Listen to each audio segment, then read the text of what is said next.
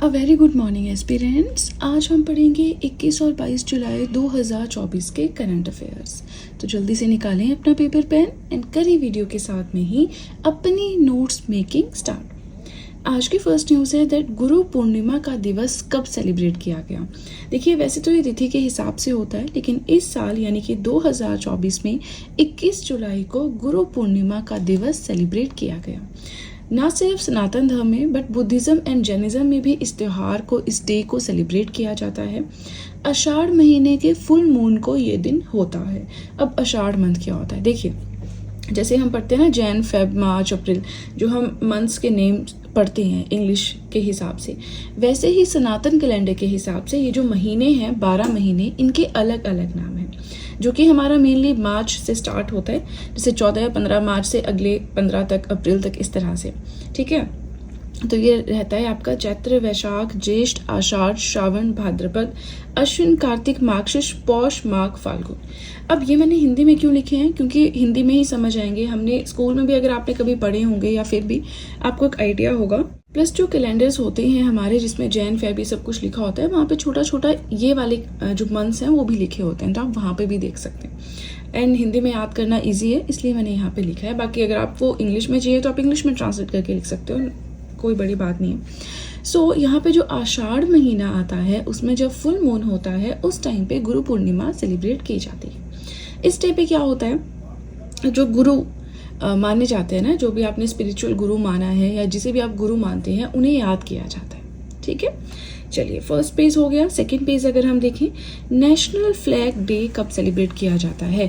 तो देखिए जो हमारा नेशनल फ्लैग है ना, कैसा है, इसमें 3 धारियां हैं, स्कूल से हम पढ़ते आ रहे हैं, फिर सैफरन है, बीच में वाइट है, सबसे नीचे डार्क ग्रीन है ना, ये सब हम पढ़ते हैं। तो हमारा जो तिरंगा झंडा है उसे 22 जुलाई को अडॉप्ट किया गया था कॉन्स्टिट्यूएंट असेंबली के द्वारा, इसीलिए नेशनल फ्लैग डे हर साल 22 जुलाई को सेलिब्रेट किया जाता है। ठीक है, अब वही चीज़ यहाँ पे सब बढ़ा चढ़ा के लिखी है कि हिस्टोरिक डे, जिस दिन कॉन्स्टिट्यूएंट असेंबली ने अडॉप्ट किया था प्रेजेंट डे, जैसे आज है तिरंगा, उसे उसी फॉर्म में अडॉप्ट किया था, तो उसे दिन को कॉमेमोरेट करने के लिए हम क्या करते हैं, नेशनल फ्लैग डे को सेलिब्रेट करते हैं। ये ऑफिशियल फ्लैग है कंट्री का, है ना। कब अडॉप्ट किया गया, ऑलरेडी हमने पढ़ा 22 जुलाई 1947 को, इंडिपेंडेंट होने से अराउंड 23 दिन पहले। अब अगर हम तिरंगे की रेशो की बात करें तो हम इस तरह से पढ़ते हैं, इसमें 3 कलर हैं, फिर बीच में अशोक चक्र है ना। तो इसकी रेशो है 3:2, यानी 3:2 समझते हैं, मतलब 3x:2x। अब यहाँ पे आप जो भी भरो 1, 2, 3, 4, 10, इसकी रेशो सेम रहेगी, है ना। तो 3x है इसकी ये लेंथ, और ये विड्थ है 2x, राइट। बाकी कलर सबने हमें पता ही है, सैफरन है, वाइट है, डार्क ग्रीन है। वाइट में ये अशोक चक्र बना होता है जिसमें 24 इस तरह से धारियां है, और ब्लू कलर की होती है। ठीक है जी, चलिए इसी के साथ हमारा फर्स्ट पेज हो गया कंप्लीट। कोई भी डाउट हो कमेंट सेक्शन में पूछ सकते हैं। वीडियो पसंद आ रही हो लाइक ज़रूर कीजिएगा। इसी के साथ देखिए, आप सब चाहें तो मुझे इंस्टाग्राम पे फॉलो कर सकते हैं, आप सब चाहें तो मुझे टेलीग्राम अकाउंट पे ज्वाइन कर सकते हैं। इन दोनों चीज़ों का लिंक मैंने डिस्क्रिप्शन बॉक्स में दे रखा है। चलिए तो अब सीधे चलते हैं अपने सेकंड पेज की ओर। आज का थर्ड पॉइंट है दैट 5 ऐसी कंट्रीज हैं जिन्हें यूनाइटेड नेशंस सिक्योरिटी काउंसिल में इलेक्ट किया गया है। कौन सी है वो कंट्रीज, पूरा कंसेप्ट हम जानेंगे। डोंट वरी अगर आपको ये नई चीज़ लग रही, at the end of this point आपको पूरी ये कहानी समझ में आ जाएगी। सबसे पहले इन 5 कंट्रीज का नाम देखते हैं, Denmark, Pakistan, Somalia, Greece and Panama. ठीक है, ये 5 कंट्रीज के नाम हैं जिन्हें कि यूनाइटेड नेशन सिक्योरिटी काउंसिल का मेंबर बनाया गया। किस तरह का मेंबर बनाया गया, नॉन परमानेंट मेंबर बनाया गया है। 2 साल का इनका टेन्योर है, जो 1 जनवरी 2025 से शुरू होगा और 31 दिसंबर 2027 तक रहेगा। अब सारी चीज़ें छोड़ दीजिए, पहले हम ये यूनाइटेड नेशन सिक्योरिटी काउंसिल का फंडा देख लेते हैं कि क्यों इसमें नए मेंबर्स को ऐड किया गया। यूएनएससी में टोटल होते हैं आपके 15 मेंबर्स, जिसमें से 5 परमानेंट होते हैं और 10 नॉन परमानेंट होते हैं। 5 परमानेंट माने जो हमेशा इसके मेंबर्स रहेंगे, जिनका कोई टेन्योर नहीं है, राइट, इनडेफिनेट टेन्योर है। अब ये 5 परमानेंट मेंबर्स कौन कौन से हैं, United kingdom, China, France, Russia and USA. 5 समझ लिए। अब 10 होते हैं इसमें नॉन परमानेंट मेंबर्स, जो कि 2-2 साल बाद जिनका टेन्योर खत्म होता है, फिर कोई और कंट्री जो है इसके नॉन परमानेंट मेंबर बन जाती है। अब 10 परमानेंट मेंबर्स कौन कौन से हैं, देखिए Algeria, Guana, Republic of Korea, Slovenia and Sira Leone. ये हो गई 5 कंट्रीज जो अभी इसके मेंबर हैं, प्लस नई 5 नॉन परमानेंट मेंबर्स हैं। ये समझ में आ गया, 5 पुराने और 5 अब नए बने हैं non permanent members United nation security council के। नाउ दूसरी इंपॉर्टेंट चीज़ ये आती है कि ये जो 5 नई कंट्रीज मेंबर बनी है ना अब non permanent members United nation security council का, तो कौन सी कंट्रीज को इन्होंने रिप्लेस किया है? जापान, माल्टा, मोजाम्बिक, एक्वाडोर, स्विट्जरलैंड, इन 5 कंट्रीज को रिप्लेस किया है। ठीक है, किसने? इन 5 कंट्रीज ने। मतलब पहले ये 5 थी यहाँ पे, अब इनका टेन्योर खत्म हो जाएगा 31 दिसंबर 2024 में, फिर ये 5 जो है रिप्लेस करेंगी इनको। आई होप आपको समझ में आ रहा है। ठीक है, प्रेजेंटली 10 परमानेंट मेंबर्स तो ये और ये हैं, लेकिन 2025 से ये और ये हो जाएंगे, है ना। नाउ ये जो परमानेंट मेंबर्स होते हैं ना, इनके पास वीटो पावर होती है over decisions of UNSC, United nation security councils के जो भी डिसीजंस हैं उसमें वोट करने की पावर होती है इन परमानेंट मेंबर्स के पास। प्लस इंडिया भी 8 बार नॉन परमानेंट मेंबर रह चुका है यूनाइटेड नेशन सिक्योरिटी काउंसिल का। ठीक है, अब हमारा पॉइंट खत्म हो गया। आई होप आपको ये पूरा फंडा समझ में आ गया हो। आगे चलें, 4th पॉइंट अपने देखें। यहाँ पे एक वैक्सीन के बारे में हम बात करेंगे, that new high efficacy malaria vaccine, अच्छी एफिशिएंसी वाली मलेरिया की वैक्सीन लॉन्च की गई है कोटे डी आइवोर में, जो कि एक अफ्रीकन नेशन है। राइट, किसने डेवलप की है ये वैक्सीन मलेरिया के लिए? Serum institute of India and university of Oxford ने मिलकर इस वैक्सीन को लॉन्च किया है। इस वैक्सीन को वर्ल्ड हेल्थ ऑर्गेनाइजेशन का अप्रूवल भी मिल चुका है लास्ट ईयर। ठीक है, चलिए 4th पॉइंट भी हो गया। 5th न्यूज अपनी देखें। सो इंडियन नेवी ने एक नेशनल लेवल का क्विज कंपटीशन जो है वो लॉन्च किया है। ठीक है ना, इंडियन नेवी ने लॉन्च किया है अपना फ्लैगशिप, मतलब अपना एक अलग तरह से इनिशिएटिव, जो कि है नेशनल लेवल क्विज कंपटीशन के लिए, जो कि है थिंक यू 2024। जितने भी क्लास 9 से क्लास 12 तक के स्टूडेंट्स हैं उनके लिए ओपन है, और इसका थीम रहा विकसित भारत। राइट, चलिए इसी के साथ 2nd पेज भी हो गया कंप्लीट। आई होप आप लोग वीडियो के साथ में नोट्स बना रही हैं। देखिए, नोट्स बनाना बहुत ज़रूरी है। ये चीज़ नहीं होनी चाहिए कि अभी हम वीडियो देख लेते हैं बाद में नोट्स बना लेंगे, नहीं, ऐसा नहीं होना चाहिए। साथ साथ में नोट्स बनाएं, ठीक है ना। चलिए इसी के साथ आप सब चाहें तो जीएस हैंड रिटन नोट्स भी परचेज कर सकते हैं, जिसमें जनरल साइंस के काफ़ी सारे सब्जेक्ट्स के नोट्स आपको मिल जाएंगे, जैसे history, polity, geography, economics, current affairs, art and culture, plus अब बायो की पीडीएफ भी अवेलेबल है to purchase, and purchase link मैंने डिस्क्रिप्शन बॉक्स में दे रखा है। राइट, चलिए तो अब सीधे चलते हैं अपने 3rd पेज की ओर। आज का 6th पॉइंट है that global conference on space research. Space research के ऊपर ग्लोबल लेवल की कॉन्फ्रेंस हुई है। 45th एडिशन हुआ है। कहाँ पे? बुसन, साउथ कोरिया में। ट्रेन टू बुसन एक मूवी थी, है ना, तो यहाँ से याद आ गया। तो बस उसी जगह पे हुई है global conference on space research. South Korea में लोकेटेड एक सिटी है। पहली बार ऐसा हो रहा है कि साउथ कोरिया में इसे होस्ट किया जा रहा है। बाइनियल कॉन्फ्रेंस है, हर 2 साल में एक बार होने वाली कॉन्फ्रेंस है। राइट, इसके अलावा इस पॉइंट के बारे में और कुछ जानने वाला है नहीं, तो हम नेक्स्ट पॉइंट की ओर चलते हैं। नेक्स्ट पॉइंट हमारा है that 16th Copa America title कहाँ पे हुआ। चलिए पहले कोपा अमेरिका टाइटल के बारे में देख लेते हैं। साउथ अमेरिकन, यानी साउथ अमेरिका कॉन्टिनेंट में ही होती है ये इवेंट, ये खेल है ना, गेम, और कौन से स्पोर्ट्स से रिलेटेड है? फुटबॉल चैंपियनशिप है। ठीक है, साउथ अमेरिका में होने वाली फुटबॉल चैंपियनशिप है ये Copa America. Oldest still running continental football competition, सबसे पुराना किसी भी कॉन्टिनेंट में चलने वाला फुटबॉल कंपटीशन है ये। अब हम न्यूज़ पे आते हैं। ये तो हमने थोड़ा सा जाना कि हम बात किस बारे में कर रहे हैं। अब वापस न्यूज़ पे आए तो देखिए 16th कोपा अमेरिका टाइटल किसने जीता है? अर्जेंटीना ने जीता है। ठीक है ना, किसे हरा के? कोलंबिया को हरा के। कहाँ पे? हार्ड रॉक स्टेडियम मियामी में। राइट, चलिए आगे चलें। अपना 8th पॉइंट देखें तो पाई अप्रॉक्सीमेशन डे कब सेलिब्रेट किया गया? हर साल 22 जुलाई को पाई अप्रॉक्सीमेशन डे सेलिब्रेट किया जाता है। अब यहाँ पे थोड़ा वेट करें, 2 डेज होते हैं हमारे, एक होता है पाई अप्रॉक्सीमेशन डे, एक होता है हमारा पाई डे। दोनों अलग अलग हैं, दोनों में कंफ्यूज नहीं होना है। अच्छा, आपको याद होगा ना, स्कूल में हम पाई की वैल्यू क्या करते थे? बहुत सिंपल है, क्वेश्चन भूल गए होंगे, ये नहीं भूले होंगे। तो हम करते थे 22/7 और 3.14, दोनों मानते थे, है ना।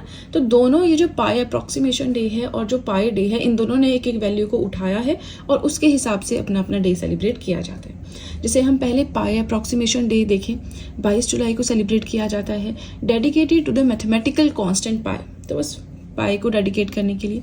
यहाँ पे पाई की वैल्यू है 22/7, ठीक है। अब 22 रिप्रेजेंट वैसे नहीं रिप्रेजेंट करता, बट इन्होंने इस तरह से लिया हुआ है कि 22 रिप्रेजेंट करेगा डेट को, 7 रिप्रेजेंट करेगा मंथ को, जिससे हो गया 22/7, दैट इज 22 जुलाई, है ना। आई होप आपको समझ में आया। तो अब आपको डेट याद रखने की जरूरत नहीं है, बस इतना याद रखो, पाई अप्रोक्सीमेशन डे आपका 22/7 है और पाई डे आपका 3.14 है, दैट्स इट। अब पाई डे है 14 मार्च को। अब इन्होंने यहाँ पे सेम फंडा उठाया है, 3 को ले लिया है मंथ, 14 को ले लिया है डेट, इस तरह से, ठीक है ना। तो अब पाई डे जो है सिमिलर है कि 3.14 अप्रोक्सीमेट वैल्यू आती है पाई की, तो बस यहाँ से डेट एंड मंथ उठा लिया है। और जो एल्बर्ट आइंस्टाइन है उनके बर्थडे के साथ भी ये डेट कॉन्साइड करती है, ठीक है ना। अब पाई अप्रोक्सीमेशन डे का तो मुझे कोई थीम नहीं मिला, ऐसे आपको मिलता है, आप यहाँ पे ऐड कर सकते हैं। पाई डे का थीम देखें 2024 का, यानी इस साल का, वो रहा engineering solutions for a sustainable world. And theme पिछले साल का क्या था? Mathematics for everyone, right. आगे चले 9th पॉइंट अपना देखें तो को chair of world economic forum alliance of CEO climate leaders. अच्छा, पहले इसको समझ लीजिए। वर्ल्ड इकोनॉमिक फोरम हमें पता है ना, वर्ल्ड इकोनॉमिक फोरम है, 1971 में फॉर्मेशन हुई थी। हम डेवोस स्विट्जरलैंड में इसके हेडक्वार्टर्स हैं, पढ़ते हैं। स्टैटिक जीके में भी मैंने इसके बारे में पढ़ाया है, इकोनॉमिक लेवल पे कैसे इकोनॉमीज ग्रो करें, सब कुछ देखना। तो ये जो वर्ल्ड इकोनॉमिक फोरम का अलायंस है, इनका अपना ही सब अलायंस है सीईओ क्लाइमेट लीडर्स का। मतलब जितने भी वर्ल्ड में सिग्निफिकेंट क्लाइमेट लेवल पे ऑर्गेनाइजेशंस हैं, ये जो क्लाइमेट को बचाने के लिए, क्लाइमेट चेंज को देख रही हैं, समझ रही हैं, उसके लिए काम कर रही हैं, इस तरह की जो ऑर्गेनाइजेशंस हैं, उनके जो सीईओज हैं, उनका मिलकर एक ग्रुप बनाया है WEF ने, जो कि है सीईओ क्लाइमेट लीडर्स का। अब ये जो ग्रुप है जिसमें सारी क्लाइमेट ऑर्गेनाइजेशंस के सीईओ जो मेंबर्स हैं, अब उसका एक को चेयर, मतलब को चेयर किसके पास दी गई है ना। को चेयर समझते हैं कि किसी भी चीज की को चेयर माने पार्टनरशिप भी नहीं कहेंगे, हेड। जैसे हमारे स्कूल में होता है, एक प्रिंसिपल है, एक वाइस प्रिंसिपल है ना। तो वो एक तरह से ओन नहीं करते, स्कूल को नहीं करते ओन, लेकिन वो पूरा मैनेजमेंट सब कुछ संभालते हैं, है ना। काम धाम वही देखेंगे, फिर वही रिस्पॉन्सिबल है हर चीज के। तो वैसा हो गया है कि जो सीईओ क्लाइमेट लीडर्स की को चेयरमैनशिप किसे दी गई है? सुमंत सिन्हा को दी गई है, जो कि इंडियन ऑरिजिन के हैं, नाम से भी लग रहा है। चेयरमैन एंड सीईओ है रीन्यू के। यहां से समझ आ गया, ये भी क्लाइमेट के लिए काम करने वाली कोई ऑर्गेनाइजेशन है, ठीक है। चलिए, 3rd पेज भी हो गया कंप्लीट, बट अभी थोड़ा सा और पढ़ना है, थोड़ा सा पेशेंस बना के रखें। वीडियो पसंद आ रही हो लाइक जरूर कीजिएगा। 23 तारीख के करंट अफेयर्स भी मैं आज ही अपलोड कर दूंगी, सो दैट हम कल से एक ट्रैक पे आ जाएं, ठीक है। कोशिश करूंगी, बाकी देखते हैं। फिलहाल आज के हम काफी पॉइंट्स देख रहे हैं, ये 21-22 के, तो इन्हें आप नोट डाउन करते चलें। कोई भी डाउट हो कमेंट सेक्शन में पूछ सकते हैं। और अब सीधे चलते हैं अपने 4th और अपने लास्ट पेज की ओर। आज का 10th पॉइंट है that NERACE portal and mobile app. एक पोर्टल लॉन्च किया गया रिसेंटली, साथ में मोबाइल ऐप लॉन्च की गई है, जो कि है NERACE। फुल फॉर्म देखें, north east region agri commodity e connect. सबसे पहले तो ये ऐप एंड पोर्टल लॉन्च किया गया है फार्मर्स, यानी किसान जो है नॉर्थ ईस्ट रीजन में, उनके लिए। किसके द्वारा? Union minister for the development of north east reason जो है ज्योतिरादित्य सिंधिया, उनके द्वारा। ये जो है इसके फुल फॉर्म याद रखनी है, ठीक है, ये इंपॉर्टेंट है। North east region agri commodity e connect online एक ग्लोबल प्लेटफॉर्म है नॉर्थ ईस्ट में रहने वाले फार्मर्स के लिए। ये डिजाइन किया गया है ताकि जो नॉर्थ ईस्ट में जो भी काम होता है ना, उसको इंटरनेशनल मार्केट तक पहुंचाया जाए। जो भी वहाँ के हॉर्टिकल्चर प्रोडक्ट्स हैं, उनको इंटरनेशनल मार्केट में जगह प्रोवाइड करवाई जाए और इसको एक पोजिशनल हब बनाया जाए। हब माने कि इसका नाम हो आगे, है ना, लोग यहाँ से चीज़ें खरीदना पसंद करें, वैसे करके इसका नाम आगे बढ़ाया जाए, ठीक है। तो बस ये इतना ही है, ध्यान रखना है। आगे चले 11th पॉइंट देखें तो ये भी हमारा कुछ ऐसा ही है, प्रोजेक्ट अस्मिता। प्रोजेक्ट अस्मिता क्या है? सबसे पहले इसकी फुल फॉर्म देख लेते हैं। Augmenting study materials in Indian languages through translation and academic writing. अच्छा, अब करना क्या है ना, अब हिंदी भाषा को थोड़ा आगे प्रमोट करने का टाइम आया है ना। सब कुछ इंग्लिश में हो गया है, इवन औरों की क्या बात करनी, हम खुद से भी इस तरह से पढ़े हैं कि बेशक टीचर्स पढ़ाते हिंदी में थे, लेकिन बुक्स सारी इंग्लिश में होती थी, है ना। तो अब की उसमें देखें तो अब तो पूरा इंग्लिश मीडियम प्योर चल पड़ा है। अब है क्या कि जो भी हमारी बुक्स हैं, डेटा है, उस सबको हिंदी में ट्रांसलेट करना एंड देन वो अवेलेबल हो, उसके ऊपर काम किया जा रहा है। ना सिर्फ हिंदी में, जो 22 शेड्यूल्ड लैंग्वेजेस हैं, है ना, हमारे शेड्यूल में मेंशन्ड है, उनमें उन सब लैंग्वेजेस में ट्रांसलेट करने का काम, चलिए, ये एक ऐसा प्रोजेक्ट है, नाम से भी पता लग रहा है, ऑगमेंट करना है स्टडी मटेरियल को इंडियन लैंग्वेजेस में, जो भी 22 ऑफिशियल लैंग्वेजेस हैं उनमें ट्रांसलेट करके और एकेडमिक राइटिंग के थ्रू। ये एक ऐसा प्रोजेक्ट है जिसके अंदर जो 22,000 बुक्स हैं उन्हें डेवलप किया जाएगा 22 शेड्यूल्ड लैंग्वेजेस में। अगले 5 साल का टारगेट है 2022 से 2027 तक का। लॉन्च किया गया है by the ministry of education and university grants commission के द्वारा। एम क्या है? To promote Indian languages in education. अब एजुकेशन में इंडियन या भारतीय जो भाषाएं हैं उन्हें प्रमोट करना है, ठीक है। चलिए, अब हम पहुंच गए अपने लास्ट पॉइंट की ओर एंड देन हमारी वीडियो हो जाएगी complete. ICAR foundation and technology day celebration. ICAR क्या है? Indian council of agricultural research. तो इस ऑर्गेनाइजेशन का foundation and technology day celebrate किया गया न्यू दिल्ली में 15 और 16 जुलाई को। कब हुई थी फॉर्मेशन? 1929 में। अब हुआ क्या रहा है कि 3 नए इनिशिएटिव्स इस फाउंडेशन डे पे जो है वो लॉन्च किए गए। 100 डेज 100 वेराइटीज, यानी अगले 100 दिनों में 100 वेराइटीज को डेवलप किया जाएगा ICAR में। 100 डेज 100 टेक्नोलॉजीज, 100 टेक्नोलॉजीज को यूज करके क्या बेहतर किया जा सकता है इस ऑर्गेनाइजेशन के अंडर, उस पर काम किया जाएगा। 1 साइंटिस्ट 1 प्रोडक्ट, एक टाइमलाइन दी जाएगी जिसमें हर एक साइंटिस्ट को एक प्रोडक्ट पे थोड़ी गहन रिसर्च करनी होगी, कुछ उस पर रिपोर्ट सबमिट करनी होगी कि कैसे उस वैरायटी को, उस प्रोडक्ट को और बेहतर बनाया जा सके। तो ये आपको सब कुछ जानने की जरूरत नहीं है, but 100 days 100 varieties, 100 days 100 technologies, 1 scientist 1 product, simple है अगर आप ध्यान से देखेंगे, है ना। तो ये आपको पता होना चाहिए किसने लॉन्च किए हैं, ICAR ने अपने फाउंडेशन एंड टेक्नोलॉजी डे पे। अब देखिए, आप अगर कुछ और जानना चाहते हैं आप गूगल कर सकते हैं, बट मुझे लगता है इतना इनफ है ना।